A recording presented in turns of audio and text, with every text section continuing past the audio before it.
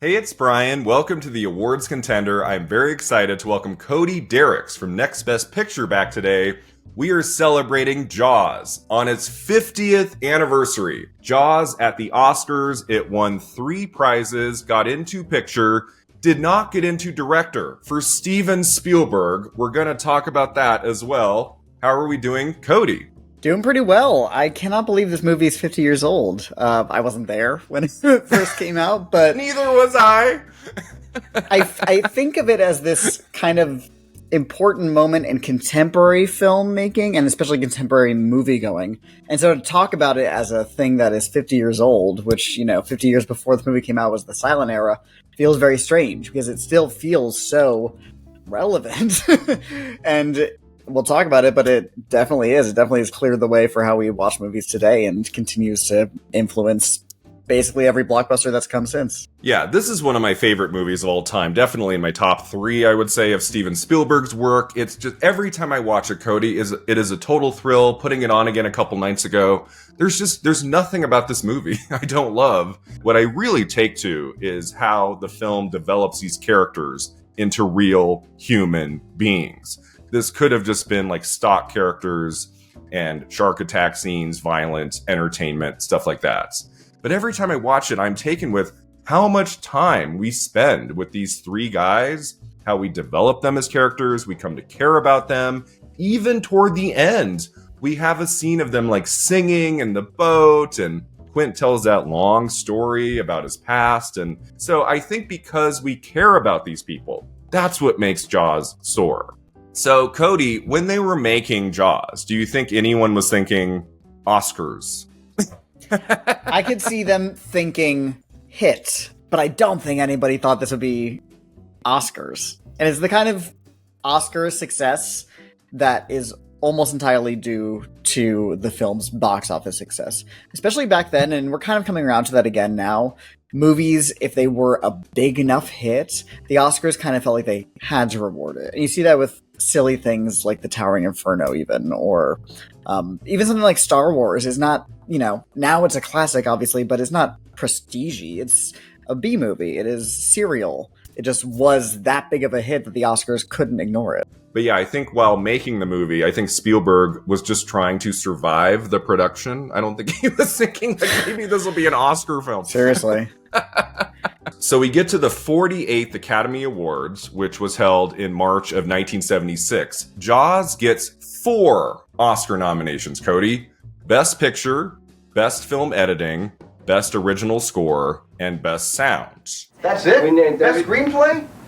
Not even special effects. Not even special effects? Does that feel right to you? Should it have been more? What do you think? I would say for how the Oscars ran back then and the categories we didn't have that we have today, I think this is a pretty good haul. I would probably add 2 or 3 more, personally. Let's begin our discussion at the Oscars, Cody, when it comes to Jaws in Best Picture. So, the nominees are Barry Lyndon, Dog Day Afternoon, Jaws, Nashville. The winner is One Flew Over the Cuckoo's Nest. What do we think about this, I would say, pretty all-star lineup at the Oscars in Best Picture? If you ask me to name the best picture lineup, this is often the one I reference. This lineup is unbelievable. All 5 masterpieces, Yep. all 5 from renowned directors working at the top of their craft, important films that have lasted. This is an amazing lineup, and I don't think anybody would have trouble arguing with any 5 of these being the winner. To the point where it's almost hard to rank them. I can make an argument for every single one of these being worthy of the winner, being the least deserving. Like, this is a rare Best Picture lineup where I could see myself on Letterboxd giving all 5 of these movies 5 stars. Yeah, exactly. Which is weird. Like, that doesn't happen very often. I feel like the snooty Academy members at the time probably were thumbing their nose at Jaws, right? We're like, why is that here? And we'll talk about this, but I think you see that especially in Best Director. So let's talk about Steven Spielberg. Why he was snubbed. Why did he not get into Best Director? The nominees at the Oscars that year in director were Federico Fellini, Amarcord, Stanley Kubrick, Barry Lyndon, Sidney Lumet, Dog Day Afternoon, Robert Altman, Nashville, The winner was Milos Forman, One Flew Over the Cuckoo's Nest. So, Cody, Steven Spielberg is nominated for Best Director at the Golden Globes, at BAFTA, at DGA for Jaws, but he misses director at the Oscars. Why do we think that is? There's a few things. So first of all, he's the only one of the Best Picture nominees to not get a Best Director nomination. Especially back then, it was pretty rare for it to go 5 for 5 Best Picture, Best Director. So there almost always was one or two, if not more, out. And the ones that made it in are all kind of already firmly established in their careers, or at least more established than Spielberg was. This is his second movie ever, third if you count Duel, which is a TV movie. Mm-hmm. And he's so young. He's not even 30 yet. I wonder if this child storming into Hollywood, making this blockbuster, is not really going to fly with the Best Director branch. And you can see that the one they went with instead, Fellini, that feels like just as much a statement as omitting Spielberg. You know, this is this established, beloved auteur, director, European. They've nominated him several times already. And it just kind of makes sense on paper. I get it. I don't know which of the 5 they would leave out if it wasn't Spielberg. So I totally understand. Yeah, it makes sense to me why he wasn't nominated at the Oscars for Jaws. I think because, as you say, he was so young, and because, like, I don't think they were quite ready yet to reward Spielberg. It's like, well, it's his second theatrical film. Let's see what he does next. We can put it into picture. It's such a crowd pleaser. But we don't necessarily need to nominate this kid yet. Let's put in Fellini, you know, the more respected auteur director. So that makes sense to me, I guess. But Spielberg thought he was going to be nominated, Cody, because he had people film him watching the Oscar nominations live. Big mistake. Which was not a good idea, but it's on YouTube. If you've never seen this clip before, it is freaking amazing. We watch him in real time realize he's not nominated for Best Director, and he really, like, has a meltdown for a few seconds, right? Yeah, it almost seems like a joke, and his friends are even more, like, upset, and it all kind of seems like a bit, but you can tell part of him is a little bit, what the hell? I made this movie that made you so much money. What more do I have to do? I'm Spielberg. It's only my second movie, but I'm Steven Spielberg. Yeah, he doesn't look bad in it. Like, he's funny when he says, I got beaten out by Fellini. Like, he says it in a way Fellini, that's charming. that's my favorite part. You know? All right. Enough. That's it. I'm suffering enough. All right, we're suffering No more. with I'm you. suffering. We're suffering. Cancel my day. Right, we're getting drunk. Cancel my week. So, Spielberg misses in director at the Oscars. Another snub for the film, I would say, Cody, was Best Adapted Screenplay. That got in at the Golden Globes. It got in at BAFTA. But at the Oscars in Adapted Screenplay, the nominees are Barry Lyndon, The Man Who Would Be King, Scent of a Woman, The Sunshine Boys. The winner is One Flew Over the Cuckoo's Nest. So, I mean, I guess it makes sense. Like, Jaws is not necessarily a film you talk about its screenplay, but the structure is solid, the way it all plays out. The dialogue is really strong. And because it got in at the Globes and at BAFTA, you know, with 2 writing categories at the Oscars, Jaws being so popular, like, you'd think it could have gotten into adapted screenplay. Why do you think that missed there? I think it's also the fact that it's based on, like, a trashy paperback. Trashy, pulpy book, yeah. You know? And, like, so is The Godfather, but it's a bit different. The subject matter is different. And the nominees we have here, you know, there's 2 Best Picture nominees, obviously, and then it's an Italian film, and then a movie based on a Kipling story, and then Neil Simon, who they love. Neil so Simon. it kind of makes sense that it would miss here. The structure of it, to your point, and the character voices are so well defined, and that I give to the screenplay and the acting, obviously, but the screenplay gives them that foundation. So let's talk about the acting categories. Do you think Jaws should have gotten an Oscar nomination for one of those 3 main performances? And who would you have put in at the Oscars, Cody? Definitely Robert Shaw, supporting actor. Done. It's an incredible performance. One of my favorite, like, characters of all time. He's so distasteful. If you saw him on the street or had a conversation with him in real life, you'd want to get away from him immediately. But in the movie, because of his performance, you are drawn in. And you see it in the story he tells about the USS Indianapolis, which is a true story. You are so captivated with that monologue, and that is the scariest part of the movie. For all the blood that's flying and kids being eaten and sharks under the water, his monologue about what happened with that disaster with the sailors getting eaten by sharks and the way he tells it, the way the camera pushes in on him, is terrifying. It's so impressive and so effective, and I would have absolutely nominated him for an Oscar for it. Yeah, it's weird when you look at the Golden Globes and BAFTA, Robert Shaw is not anywhere there, and I mean, Robert Shaw was nominated at the Oscars for A Man for All Seasons in the 60s, so he was a previous nominee. It's not like he had never gotten in. Jaws was so popular, and I do think of those 3 performances, he's the one we nominate in supporting actor. You look at the category, it's Brad Dourif in One Flew Over the Cuckoo's Nest, Burgess Meredith for The Day of the Locust, Chris Sarandon, Dog Day Afternoon, Jack Warden, Shampoo. The winner is George Burns' The Sunshine Boys. I do think there's room there for Robert Shaw. We could take out 1 or 2 of those. All right, so at the Oscars, Jaws might have missed in director, screenplay, acting, but thankfully it did get into a few technical categories and it won all 3. Let's begin with Best Film Editing. The nominees were Dog Day Afternoon, The Man Who Would Be King, One Flew Over the Cuckoo's Nest, 3 Days of the Condor. The winner is Verna Fields for Jaws. What do we think about that win for Jaws? Film editing. Makes total sense. I mean, it's so important to the film's tension, to its thrills, to the way that things are built, and even just the general structure of it works. You know, it's a very divided film where there's the first half, which is a lot quicker and there's a lot more going on, and the second half, which slows down a little bit comparatively, even though more violent things are maybe happening because they're out in the shark's territory. But no, the editing is phenomenal here. It's so, the way it cuts between the underwater footage, the way they cut around the mechanical shark not working, it's just incredible stuff. Yeah, I mean, I imagine there was a lot of footage for Verna Fields to go through. I think, like, this was a hard movie to cut together and make it good, and she made it frickin' great. I do think a big reason Jaws was as successful of a movie, like, with critics, audiences, everything, I think a lot of it is Verna Fields.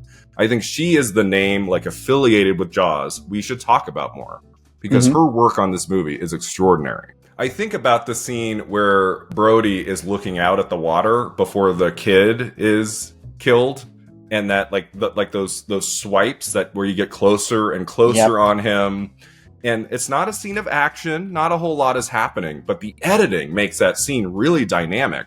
So it's not only the action scenes that are very well put together, especially toward the end, I would say, like right before the shark explodes. I mean, that is like classic action editing.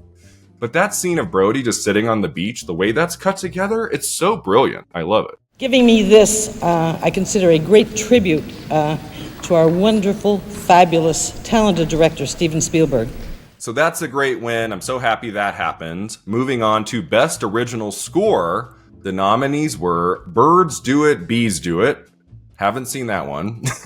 Neither have I seen Bite the Bullet. The other nominees are One Flew Over the Cuckoo's Nest, The Wind, and The Lion. The winner is Jaws for John Williams. What an all-timer Oscar win, I would say.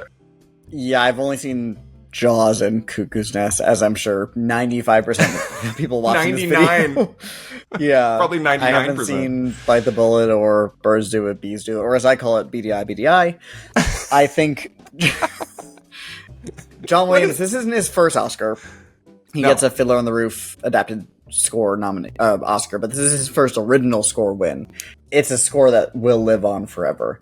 And it is so important to not only the film's success, but to like the legacy of Hollywood, to the way people think about music in film, to the way people think about tension in film, to the way people think about sharks. Like I said, this sounds like sharks. It sounds like a shark.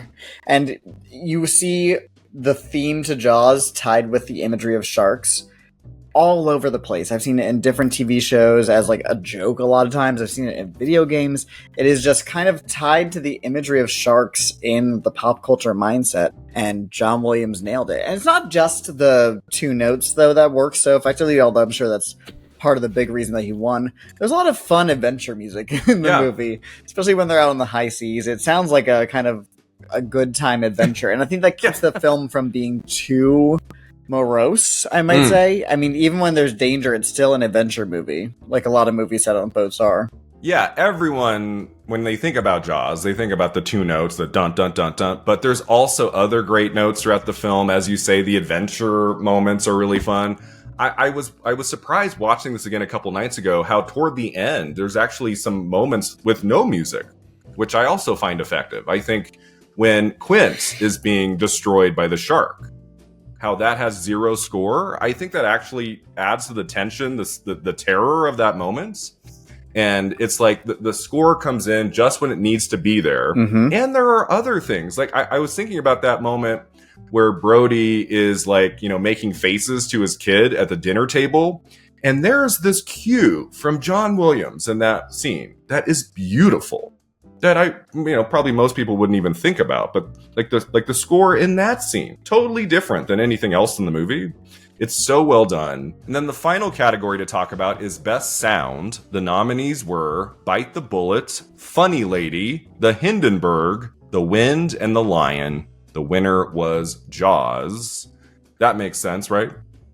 Yeah. I mean, there's a lot going on here, from the shark's noises to the boat sounds. I think specifically the moment that stood out to me the most was, well, you just mentioned, when there's no music towards the end and the ship is sinking and you just hear the bells on the ship ringing and the creaking of the wood and the water sloshing, and it's very eerie. And the removal of the music there, which again is a conscious choice by both composer and the sound team, makes it feel like the stakes are increased. Like there's no sense of fun here. It is, this ship could really sink. They might die. This might be the end of them.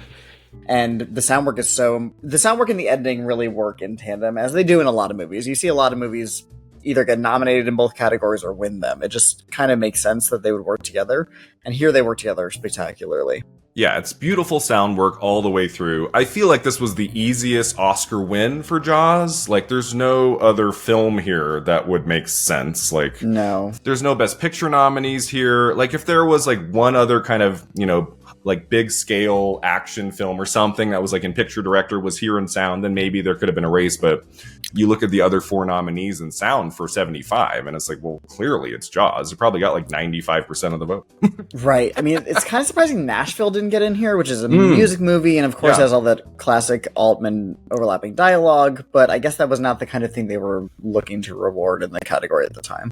So as we reach the end of this conversation, Cody, this has been so much fun talking about Jaws, one of my favorite movies of all time. I'm so happy it got into Best Picture at the Oscars, that it won 3 technical prizes. All 3 wins there are fantastic. Like, 50 years on, Cody, what do you think is the legacy of Jaws as a movie, as an Oscar contender? Like, what is the legacy now? I think it's the kind of movie that you can show to pretty much anybody and they'll have a good time. It is just so effectively made, which is true of a lot of Spielberg movies. You can say the same about Jurassic Park. And I think it will continue to have a legacy because it just is so effective in every single specific element of the filmmaking process. It is great writing, it's great directing, great acting, great technical achievements all around. Well made, yet audience friendly, and makes a ton of money in the way that the Oscars cannot ignore. And I think it holds up as a Best Picture nominee, especially amongst this lineup, which is, again, maybe the best in history. Yeah, I mean, that Best Picture lineup for 75, it's one of the top few. I mean, that is extraordinary. All 5 of those movies are amazing. I'm so happy Jaws is there. They could have said, that's a summer blockbuster. We'll give it the technical nomination. They could have given it to Fellini. They could have, yeah. Oh, I didn't get it. I wasn't nominated. I got beaten out by Fellini. They could have said, well, we're snubbing Spielberg. We can also snub it in picture. I'm so happy Jaws is there in picture. That's a really cool nomination, very inspired. And yeah, this is one of my favorite movies of all time. Every time I watch it, I get something new out of it. I enjoy myself. I'm never bored. And it's like, Steven Spielberg, he was always going to be a giant force of a director in the industry.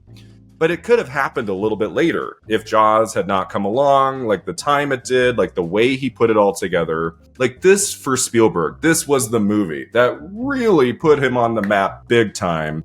And we have gotten, a filmmaker who's given us just countless countless amazing films throughout the decades, but one of his very best will, of course, always be Jaws. Happy 50th anniversary. Everybody loves a winner, but nobody loves a winner.